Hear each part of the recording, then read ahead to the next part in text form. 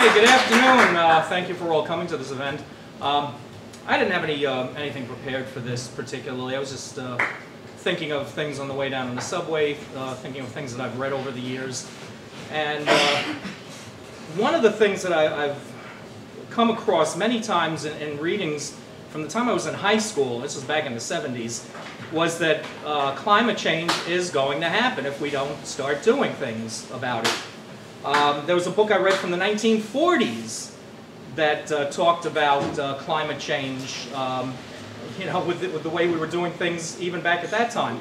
So this is nothing new. This is nothing that hasn't been predicted by scientists. Unfortunately, it's something that the public doesn't really understand. And that got me thinking about something called biophilia. This is a concept that was proposed by Edward O. Wilson and Dr. Stephen J. Kellett from Yale University. It's the concept that we are part of the natural environment and we have an affinity for it whether we realize it or not. It's one of the reasons we want to keep pets. It's one of the reasons that we like to have plants in the house. We have this connection with the natural environment, and yet we have become so disconnected from it over the past few decades and maybe past couple of centuries that we don't realize this infinity anymore. We don't recognize it. Part and parcel with that too is the idea of fearing things. We don't have fears of a lot of these things that are getting ready to kill us.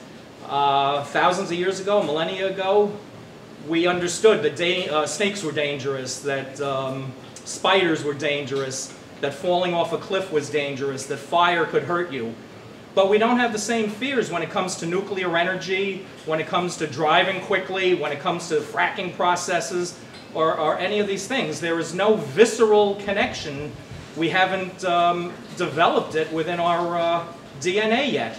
So we understand it on an intellectual level, but we don't understand it on that real visceral level. So we can talk till we're blue in the face about shutting down Indian Point or banning fracking, about stopping the gas line in Puerto Rico. And we can all understand, yes, it's got to be done, yeah, it's too bad they're doing that.